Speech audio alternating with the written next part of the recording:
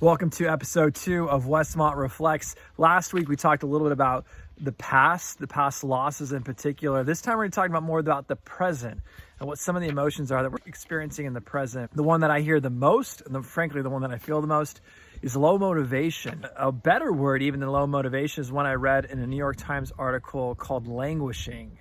And languishing being this feeling that a lot of us are feeling. Languishing is a sense of stagnation and emptiness. It feels as if you're muddling through your days, looking at life through a foggy windshield. This is the dominant emotion of 2021. It's been the dominant emotion that I've seen in my clinical practice as well as myself. Today, I want to give you a couple ideas for how you can manage the low motivation or the languishing that we're all experiencing right now. The first idea is to name this.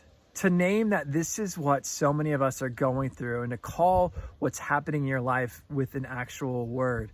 That can sometimes actually empower us to work through this stuff, similar to ways that calling something loss or grief was last week. So naming it can be helpful. The second thing we can do, and this is one thing that I think is important, don't wait for motivation to kick in. You know, a lot of us have projects or things that we're trying to wrap up here. If you wait for motivation to kick in, it doesn't typically work that way. With emotion, we want to recognize emotion and recognize it's there, but also in that, not let emotion dictate what our choices are going to be. At some level, sometimes we have to push into our values of what's important.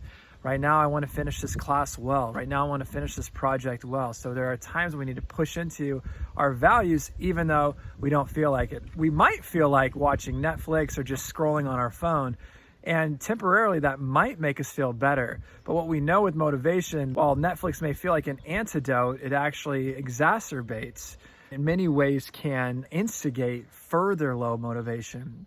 So not waiting for motivation, kind of pushing into things that we value. The third thing that we can do, and this is more practical, prioritize high impact things.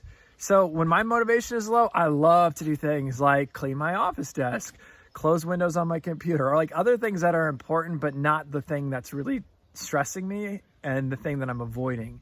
So instead of avoiding that big looming project or that big looming thing in your life, actually taking steps to work through that thing, even while there may be a lower hanging fruit that you could be handling. Similar to that, setting small goals. So if you do have a big project, break it up into smaller goals. Today, I'm gonna start my outline, and I'm gonna wrap it up tomorrow. And then on the next day, I'm gonna start writing out the first intro, whatever. Break it into smaller, more achievable, reasonable goals, as opposed to, I got this 15-page paper due next week. Like that sort of level of pressure is just gonna make it harder. The last thing, and this is super important too, and this is something I've been encouraging a lot of people I work with on, is difficult as this can be, set a routine.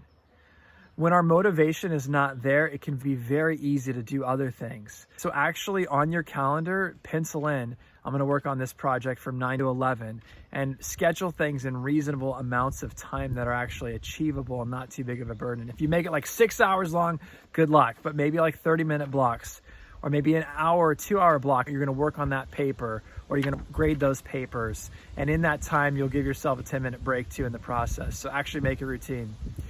Motivation is low. You are in good company if you're feeling that way, but I know you also care about things in your life. So push into those. Don't wait for motivation to catch up.